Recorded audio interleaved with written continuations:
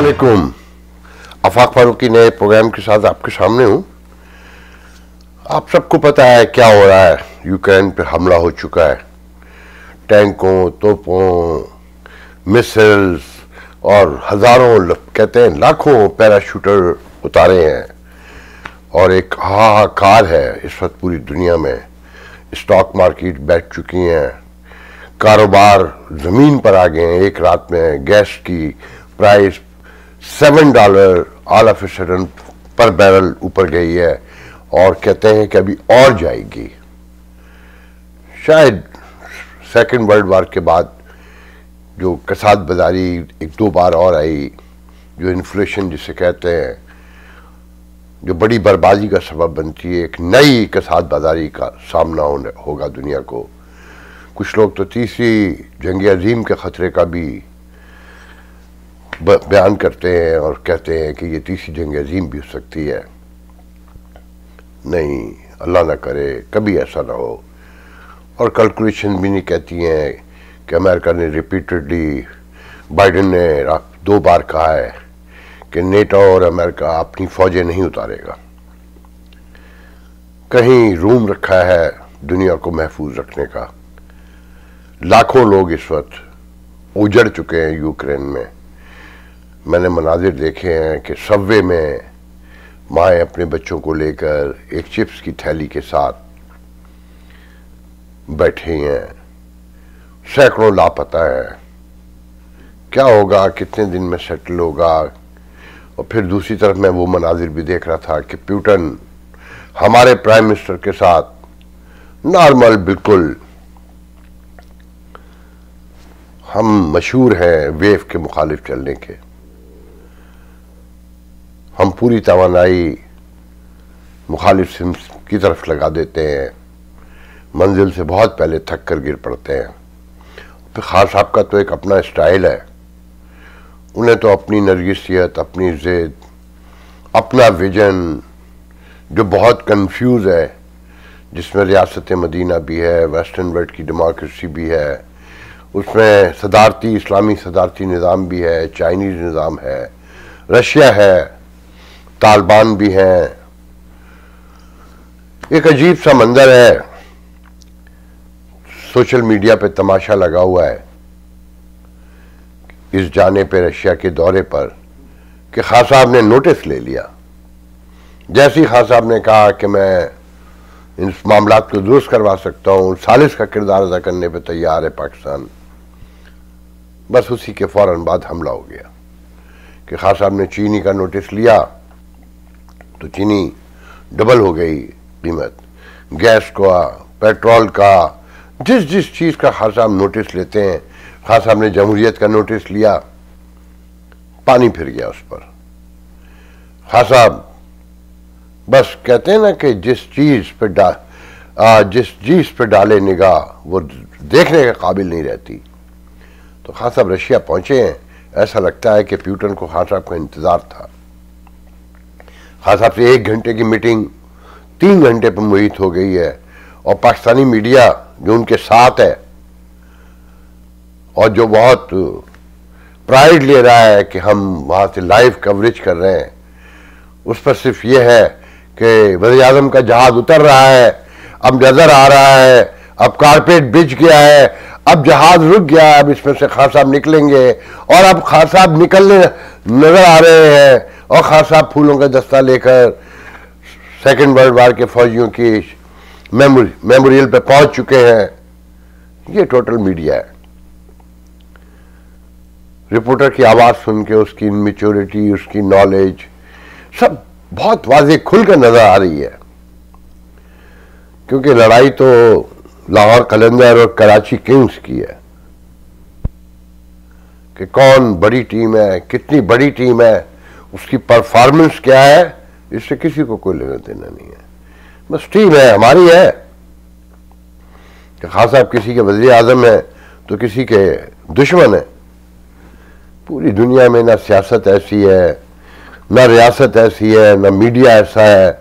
सब कुछ बिल्कुल अलग हो रहा है, डिफरेंट हो रहा है, जो समझ से बाहर है। बहस हो रही है सोशल मीडिया पे कि खान साहब जो है ना दुरुस्त गए रशिया के नहीं गए। मैं इस पर कोई बहुत लंबी तकरीर नहीं करना चाहता, सिर्फ इतना कहूँगा कि हम जैसे लोग, हम जैसे कंट्री, माशरे जिनकी रोज़ी रोटी पानी सब आलमी ताकतों से जुड़ी हो, जो मोहताज हो, कहीं FATF के सामने पड़े हैं तो कभी आलमी बैंक के सामने पड़े हैं तो कभी IMF के सामने पड़े हैं, कभी एक्सपोर्ट के लिए तल्ले डाल रहे हैं कि हमें ये परमिट दे दो, वो परमिट दे दो, हमें फलाना कोटा दे दो, हमें मेरिट दे दो। उनके अपने फैसले नहीं हो सकते। ये पॉसिबल नहीं है कि आप इंसाफ मान लेते हैं कि आप इंसाफ की बात करते हैं। इंसाफ, वक़ार, ये सब कौमी तशख़्ख़ुस के लिए होता है, कौमी मफादात के लिए होता है, अपनी ज़ात के लिए नहीं होता। जब पूरी दुनिया एक तरफ खड़ी है तो आप हिसाब तो लगा लेते, क्या चाइना ने हिमायत कर दी? कहीं नजर आता है उनके साथ है मगर साथ नहीं है। एक्सक्यूज मी, साथ है मगर साथ नहीं है। कौन साथ खड़ा हुआ है? एक बेलारूस, और कोई है? पूरा यूरोप, अमेरिका, कनाडा, ऑस्ट्रेलिया और पूरा मिडिल ईस्ट, टर्की आपका दोस्त, जिसमें आप कलर भर के अपने अवाम को दिखाते हैं। सऊदी अरब बोला, UAE बोला, थोड़ा सा तो गौर कर लें। और फिर आपके डिफरेंसेस ये हों कि मैसेज दिए जा रहे हों कि ये तो पागल है, हमने तो नहीं कहा था। कब तक पागल करार देते रहेंगे एक दूसरे को? कब तक? इसका नुकसान आम आदमी को उठाना पड़ता है, जो 74 साल से उठा रहा है इस रियासत की पैदाइश के दिन से। दूसरी तरफ हाल यह है कि जब हम जैसे बोलते हैं तो कहते हैं कि अपने मुल्क अमेरिका को प्रेस करने के लिए, खुश करने के लिए ऐसी बातें करते हैं। और ये वो लोग हैं जो रियासत कहलाते हैं, रियासत का हिस्सा रहे, अब ट्रोलर हैं, और अमेरिका के खिलाफ नफरत फैलाते हैं, यूरोप के खिलाफ। इनके बच्चे, इनकी दौलत सब यहीं पर पड़ी हुई है। मैं आम आदमियों से रिक्वेस्ट करूंगा कि खुदा के लिए गौर करें, देखें कि आपके मफादात कहाँ हैं। जब आपको नहीं खड़ा होना चाहिए था 80s में, आपको आलमी जंग का हिस्सा नहीं बनना चाहिए था, कोल्ड वार में किसी का हिस्सा नहीं बनना चाहिए था, जब आप खड़े हो गए थे। जब आपको अलग खड़ा होना चाहिए, आप फिर खड़े हो गए। दूसरी तरफ हालत यह है कि हर सूरत में खान को उतारना है, चाहे उसकी कोई कीमत भी देना पड़े। और कहीं कि एस्टेब्लिशमेंट न्यूट्रल हो गई है, कहीं वाज़ेह सबूत नजर आते हैं कि एस्टेब्लिशमेंट न्यूट्रल नहीं है। अगर एस्टेब्लिशमेंट न्यूट्रल है तो नवाज शरीफ, जरदारी या पोजीशन के खिलाफ रिटायर्ड फौजी ट्रोलिंग क्यों कर रहे हैं? सबको पता है ये एक है, ये रिटायर होके भी रिटायर नहीं होते, अपने मुंह से कहते हैं। मगर अपोजिशन के खिलाफ उनकी गुनाहों, उनके नाकर्दा गुनाहों के बारे में बड़े पैमाने पर ट्रोलिंग शुरू हो चुकी है। नई एस्टेब्लिशमेंट कहीं अपनी जगह से नहीं ली है, वो खान साहब के साथ ही खड़ी है। और खान साहब से अभी क्या क्या करवाएंगे, इसके नताइज क्या होंगे, ये कौन है जो इन्हें ये भरोसे दिलाता है कि दुनिया उनके साथ है, उनकी स्ट्रेटजी कामयाब है। आप देखें, डेरा इस्माइल खान से लेकर नौशकी, पंजगोर, कल्लात तक जो है दहशतगर्दी फैल चुकी है और तेजी से बढ़ रही है। मगर इजाजत नहीं है रियासत में मीडिया को। जब मीडिया के खिलाफ सब खड़े हो जाते हैं, पूरा माशरा खड़ा हो जाता है, अदालत खड़ी हो जाती है तो यही रिटायर्ड ट्रोलर कहते हैं हाई कोर्ट की औकात क्या है। आप दुरुस्त कहते हैं, इस आइन की कोई औकात नहीं है, इस रियासत की कोई औकात नहीं है, इस अवाम की कोई औकात नहीं है, जमहूरियत की कोई औकात नहीं है, सिर्फ औकात आपकी है जिन्होंने कायदे आजम से लेकर जहां तक चले जाइए क्या नहीं किया, कत्ल भी किया, बंद करके भी मारा, मुंह तक नहीं देखने दिया फातिमा जिन्ना का, इलेक्शन लूट लिए, मुल्क आधा तोड़ दिया, कारगिल छिन गया, कश्मीर दे दिया। अब क्या रह गया है? कुछ थोड़ा सा रह गया, इन लोगों को जी लेने दें। ये अदलिया ही है जो थोड़े बहुत कहीं इंसाफ मिल जाता होगा। इसकी औकात टका टोकरी भी वो भी आप ही ने की, सारे फैसले आप ही ने करवाए। अब आप पब्लिक में कहते हैं कि इस अदलिया की औकात क्या है। इसी से आप कॉन्स्टिट्यूशन में तब्दीली से लेकर हर तरह की अपनी मनमानी शामिल करने की इजाजतें लेते रहे। माफ कर दें इस रियासत को। अब ये पूरी दुनिया में तबाह हो चुकी है। ये भूख, गुर्बत, जहालत, बीमारी का ढेर बन चुकी है।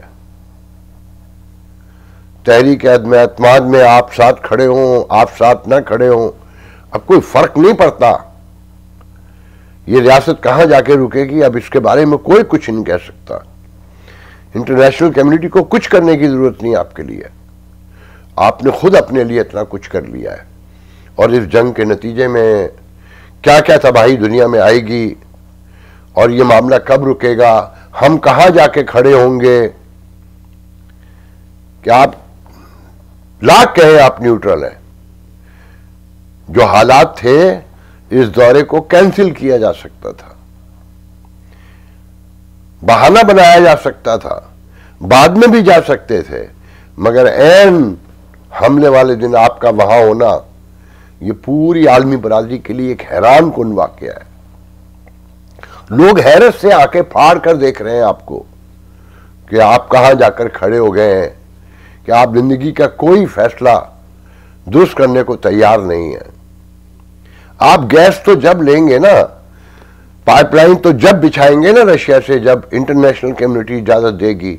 जो सैंक्शंस आ रही हैं, जो लगातार मुख्तलिफ ममालिक लगा रहे हैं, जर्मनी से ज्यादा आप सॉवरेन हैं, आप जर्मनी से ज्यादा तरक्की याफ्ता हैं, जिसने अमेरिका के मुखालफत के बावजूद गैस पाइपलाइन दी हुई थी।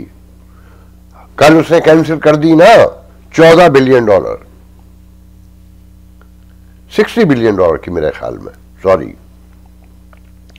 आप कहां हैं? आप तो ईरान गैस पाइपलाइन भी बिछा रहे थे, बिछा ली आपने, आप फिर नाकाम होंगे। क्योंकि अब खतरा यह है कि आपकी इस हरकत से, अल्लाह न करे मेरे मुंह में खाक, कि FATF का जो इजलास हो रहा है कहीं नजला वहीं ना गिर जाए अभी फौरी। आप तो एक पाबंदी अफोर्ड नहीं कर सकते। अगर रेमिटेंस पर पाबंदी लगा दी ना तो आप समझे फारिग हो जाएंगे। फिर एक पाबंदी आपको दीवार से लगा देगी। मैं गलत सही की बात नहीं कर रहा। गलत सही का फैसला कौमी तशक्कुस को देखकर किया जाता है, अपनी सलामती और बका को देखकर किया जाता है। फर्द के फैसला करने में, माशरे के फैसला करने में, रियासत के फैसला करने में बहुत जमीन आसमान का फर्क होता है। तहरीक अदम एतमाद कोई हैसियत नहीं रखती इस वक्त कि वोट का नंबर पूरा होगा कि नहीं होगा, एक पेज पे है या नहीं है। मगर खान साहब ने, मेरा दिल नहीं मानता खान साहब ये फैसले अकेले कर रहे हैं, ऐसी इजाजत नहीं मिली। बाद में तो आप थूक के चाटते ही हैं कि हर जमहूरी दौर में नवाज शरीफ हो, वो भुट्टो हो, वो जद्दारी हो, बेनजीर हो, किसी का दौर हो, भारत से आपने दुश्मनी बढ़ानी होती है। और हर फौजी दौर में आपने पींगे बढ़ानी होती हैं। नवाज शरीफ ने यही तो कहा था ना कि इंडिया से ताल्लुकात दुरुस्त कर लें, मईशत दुरुस्त कर लें। आज हर दूसरा वजीर ये कहता है, रज़ाक दाऊद से लेकर, कि इंडिया से मईशत दुरुस्त किए बगैर हम कहीं नहीं पहुंचेंगे। मुल्क का वजीर खजाना भी यही इशारे देता है, जिसके 750 मिलियन फ्रांक के अकाउंट पकड़े गए हैं स्विस लीग्स में, जिसका कोई नाम लेने को तैयार नहीं है। कितने दर्जन नाम आए सबके सामने, जिनमें से अक्सरियत बार्गेन करके पहले फारिग हो चुकी है। खैर, वीडियो बड़ा हो रहा है, मैं तो सिर्फ इतना कहूंगा कि इसे इस्तेमाल करें इस वक्त, वरना नाम नहीं रहेगा मेरे मुंह में खाक। अल्लाह हाफ़िज़।